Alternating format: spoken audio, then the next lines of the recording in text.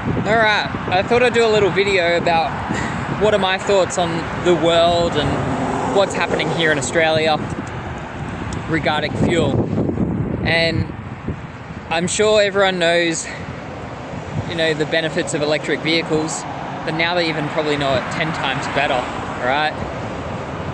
For the last week and a half, I've had a huge amount of rideshare passengers in my vehicle, asked lots of questions about charging the car, how much does it cost, how far can you go, how long does it take to charge, where are the chargers, is there enough?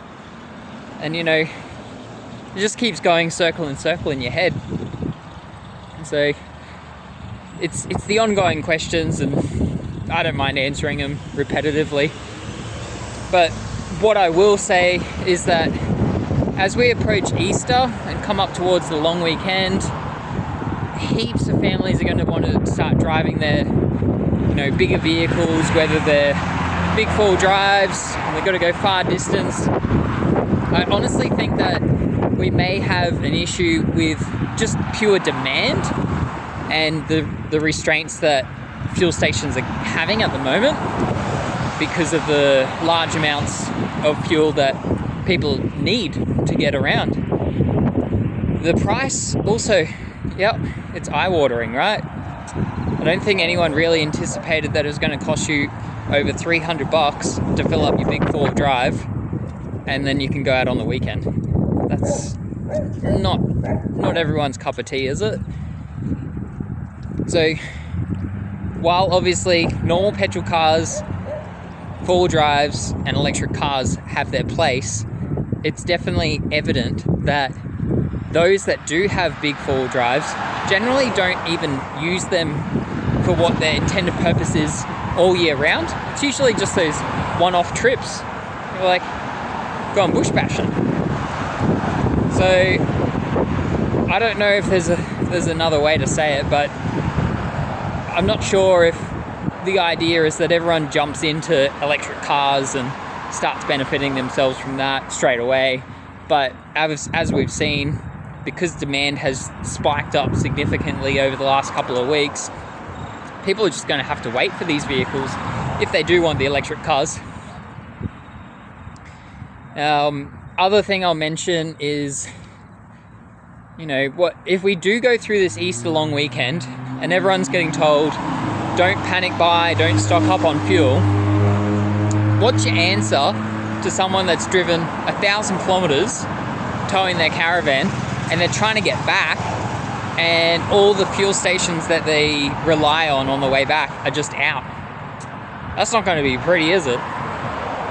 I've seen videos overseas where it's in Vietnam, people driving all those little moped scooters, and they are all lining up waiting for fuel. They don't need much, maybe like 2 liters or 3 liters. But the issue is there's too many people trying to do it, and it's not able to cater for the demand. So they're just getting swarmed. There's fights happening on it.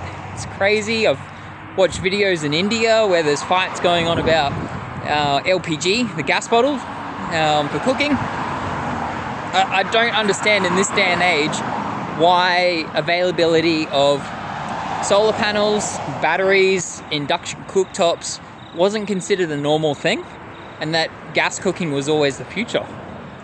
I think that they need to look at other options. I know that different countries, their energy grid is not the best, but if you are able to become self-sufficient, maybe that's a better option, if it's able to be done. Just the thought that, well, all the cars pass me on this highway, right? They've probably done their round trip to work and back, and they've done less than 30 or 40 kilometers. And they're going to do that 5 days a week. Which ultimately means that, yes, they'll have to go to the fuel station and fill up. And they're going to do that. Maybe it's going to cost you $90, maybe it's going to cost you 170 or higher, depending what you drive. But everyone knows that is an EV owner that charging at home is the simplest way to go about things, right? go. Big massive truck. Where's the electric one? It's not here yet. No, all that sort of tech is definitely possible. What have we been doing over the years, and why has it taken so long to roll out something that is practical for the trucking industry to make sure that we have alternative fuels for the trucks to continue running? The whole breakdown of, you know, the logistics behind, if the country was to run out of fuel, you know, logistics is the key point where we just pretty much shut down. Consumers go to shopping centers, there's no products because no stocks arrived, they're waiting and waiting. And farmers, they can't operate their equipment because they don't have the diesel to run the tractors. And they've probably got no motivation to continue doing the farm because no one wants to buy product that they can't physically get. It's not good all around the ecosystem when you look at it, that picture. It's an interesting time ahead, but we will see as this future development happens. I'm based here in Brisbane, and the highest fuel price that I've recently seen, and I'll consider it history in the making, is $3.19.9 a litre for diesel and $2.74.9 for unleaded 91.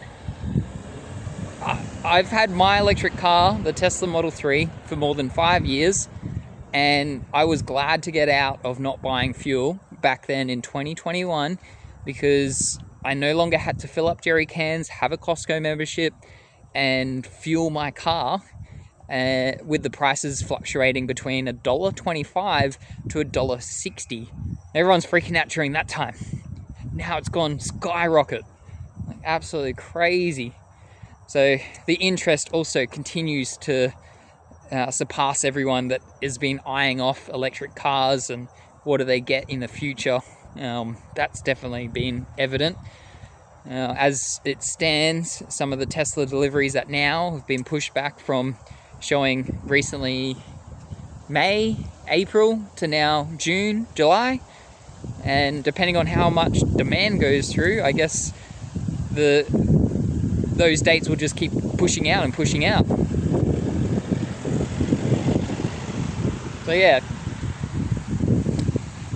thanks for listening to my rant, and yeah, well, hopefully as time goes on, this is just a chapter in learning how Australia was so wrong on relying on so many other countries to operate itself. Like, yeah, the mind boggles, and I guess time goes on, but yep, we'll just keep operating as we can. See ya.